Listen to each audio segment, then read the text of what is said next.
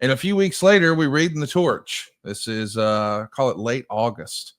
Beginning in November, a new live show will be added to the 2BS wrestling schedule for Thursday nights.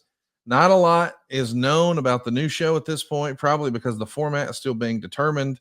All the talk right now is that the show will be 2 hours and basically formatted like Nitro. Eric Bischoff dropped a hint on the August 18th Nitro, indicating that a new show could be an NWO show with Bischoff as the main commentator. Originally, WCW was pretty much dead set against adding another show to the schedule because it would put such a strain on the staff and wrestlers. Here's the fun part. Apparently, TBS offered such a large sum to WCW that it was an offer they couldn't refuse. TBS badly wants to get in on the ratings bonanza that TNT and USA are experiencing on Mondays, while the initial reaction is that Thursday is a bad time because of must-see TV on NBC as competition. It's worth mentioning that the TV audience, because of NBC's lineup, is higher than at any other point during the week.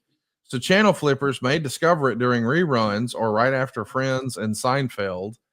Listen, we know that the Thursday night lineup on NBC, boy, it was a murderer's row. I mean, they stacked the deck with all their best shows, including Seinfeld, including ER, including Friends. Like, I mean, all their big hits were on Thursday night. Were you hesitant about Thursday night? I mean, was Wednesday night ever seriously considered? How did you guys ultimately land on Thursday, Eric? Ooh, we got to wait back way up.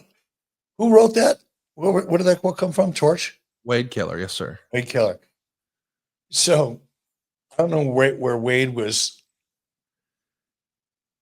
getting his information, but like none of it was accurate. There's no sum of money. We know that for sure. There was no money. And you don't want to believe me, Wade? Or, Wade's cool. I'm just kidding. But those of you who don't want to believe me because I'm saying it, go read Guy Evans' book. That's specifically right. Chapters 12 and 13, I think. Off the top of my head, I can't remember. But I think I'm close. It's all there based on Turner accounting and Turner's notes. It's there. Receipts everywhere. It's like 700 fucking pages of receipts. Go read it. It's awesome. And it also supports the fact that nobody wanted this show. I didn't want this show. It was a hot freaking potato. Nobody wanted it. Everybody, let's see. I don't want to make this decision here, Brad. You make that. No, Brad, you do whatever you want to do. I don't want to have a voice in this. It's your network, not mine.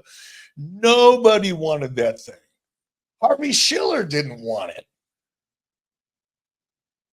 I didn't get to vote. I was like the last guy that you could roll the shit down to. Ted said, do it. Find a way. That was my directive from Harvey Schiller. Ted wants it. Find a way. I don't want to be the guy to say no. At that point, if I say no, who's going to come up behind me and do it, right? I mean, it was a silly position to be in. And Harvey didn't want to be in that position. He didn't have a vote either. Ted wanted this. So, yes, there was no money. Yes, we were reluctant right up until the point where I realized there was no way to say no. It's not possible. So then the only thing you can do is say yes the best you can. Do the best job you can, which is what we try to do. But it was not something we planned for. It's not something we thought about.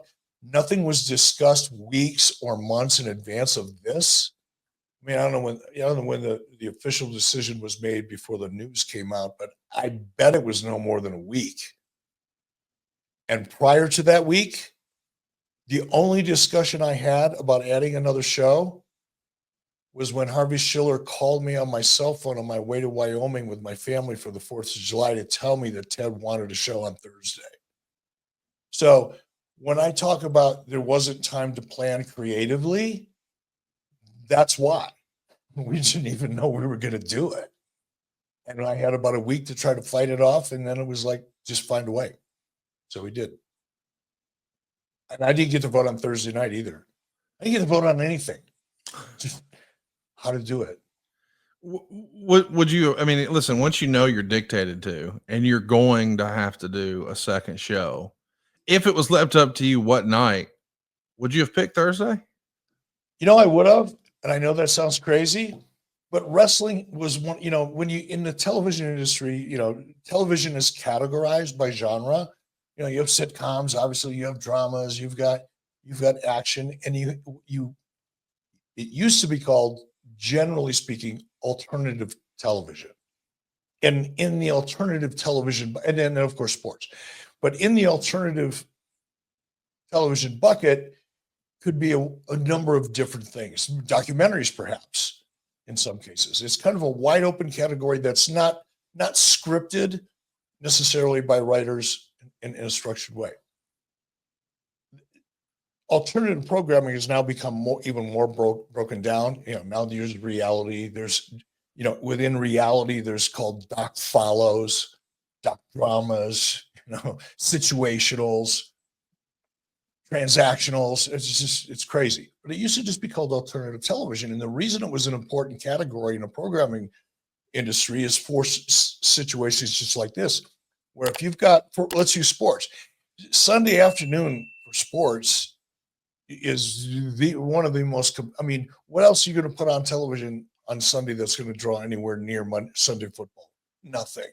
Right. But there is a vast audience of people out there who don't like to watch football and will watch alternative television, something other than what's on the main networks at that time, some different type of programming.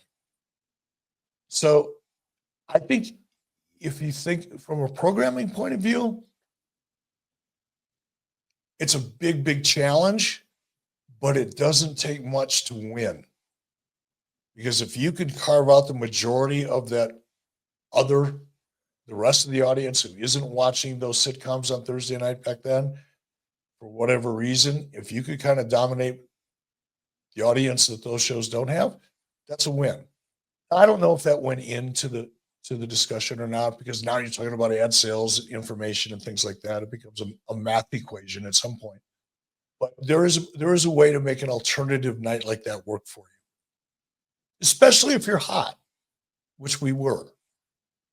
Don't we all love summer vacation, relaxing, laying out by the pool, barbecues, hitting the beach, doing, well, nothing? Well, how about a summer vacation from your house payments? With SaveWithConrad.com, you can do just that. Reduce your monthly payments by making the equity you built up in your home work for you.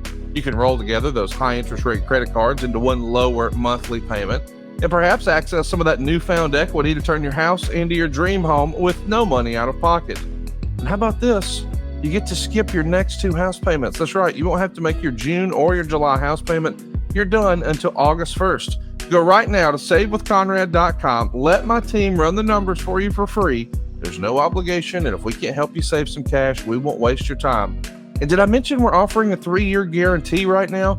That's right. That means if at any point interest rates improve over the next 3 years, you get a free refi. That's right. No new lender fees from us. So you get to save money now without wasting money later when the rates improve on a whole second set of closing costs. Why not go to SaveWithConrad.com and get a guarantee? Save money now and save money later with your friend in the mortgage business. That's me, Conrad Thompson at SaveWithConrad.com. Shoot me an email at Conrad@SaveWithConrad.com. Give us a call at 888-425-0105. Or get yourself a quick quote, even talk to a live person right now at SaveWithConrad.com. NMLS number 2129, equal housing lender. Let's take a summer vacation from house payments at SaveWithConrad.com.